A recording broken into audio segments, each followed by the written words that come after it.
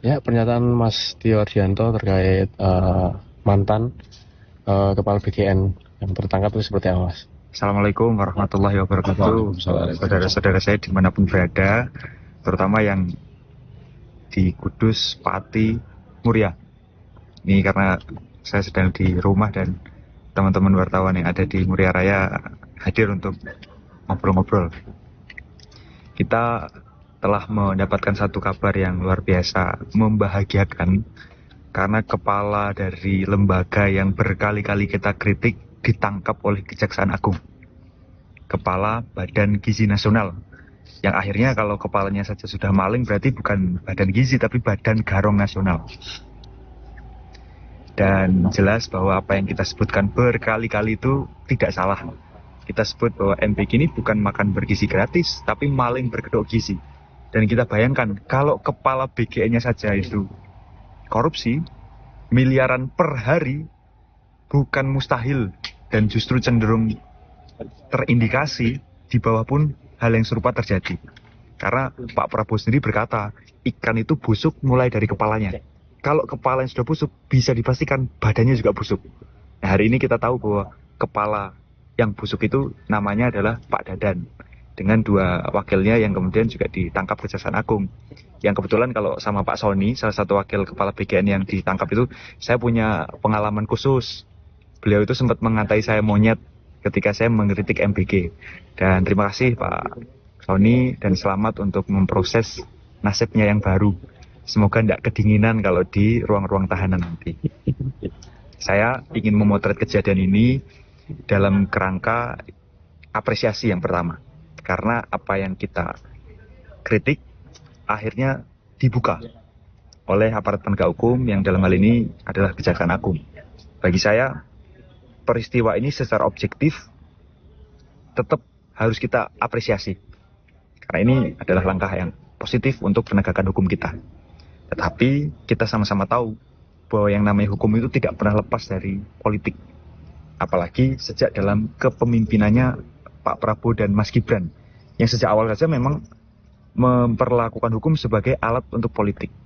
Sehingga saya ingin meng-capture kejadian ini dalam kerangka itu, bahwa kita harus sama-sama hati-hati.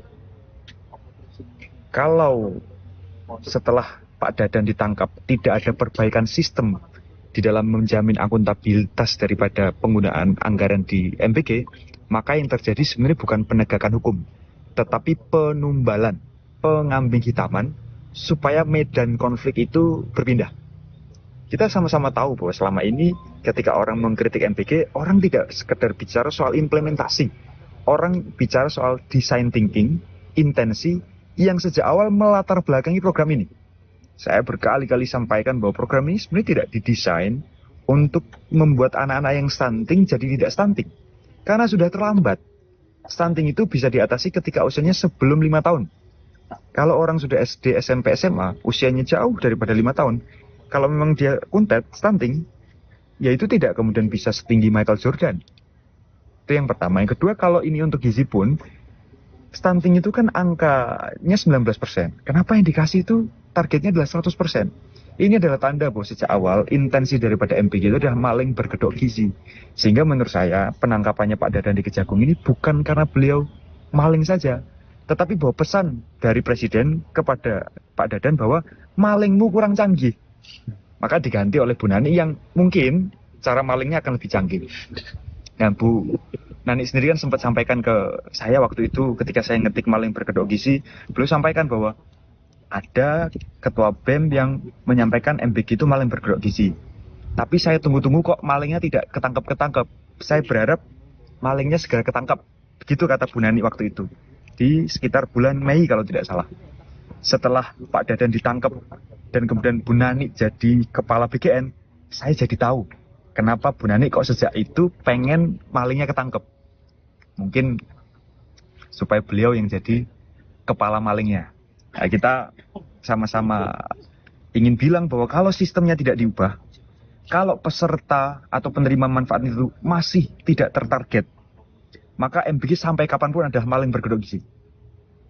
Yang berpindah dan berubah hanya aktornya. Dan ini juga tidak boleh membuat kita lepas dari fokus utama kita. Bahwa yang paling utama bersalah bukan Dadan, tapi Prabowo Subianto. Dadan itu sejak kapan jadi pejabat? Beliau sejak kapan punya kekuasaan? Baru-baru ini. Dalam psikologi politik, tidak mungkin orang yang baru punya kekuasaan punya cukup keberanian untuk korupsi setiap hari miliaran. Kita bayangkan kalau sudah lebih dari 500 hari MBG itu berjalan, hampir 2 tahun ini, maka 1,5 triliun sendiri uang yang dikorupsi oleh Dadan ini. Mungkinkah, pertanyaan untuk kita semua, mungkinkah Pak Dadan itu melakukan itu atas inisiatifnya sendiri, atas kemauannya sendiri, dan tanpa ada jaminan dari seseorang, entah kekuatan apa itu, bahwa kamu akan aman? Atau jangan-jangan tidak hanya soal jaminan, tapi justru perintah. Nah, ini yang saya ingin sampaikan ke aparat penegak hukum, bahwa jangan ragu-ragu untuk menegakkan hukum. Kalaupun pada akhirnya presiden yang harus ditangkap oleh Kejaksaan Agung, tangkaplah itu. Karena korupsi saya kira bisa terjadi oleh siapapun. Dan kepala BGN tidak mungkin sendirian. Pasti ada kekuatan politik di atasnya yang menghendaki semua ini terjadi. Dan Pak Dadan ditangkap bukan karena korupsi saja, tapi karena korupsinya kurang pinter. Jadi kita tunggu. Yang nyuruh itu ketangkep setelah ini. Kita doakan semoga aparat penegak hukum kita punya cukup keberanian untuk melawan monster itu. Ada lagi? Cukup ya? Cukup.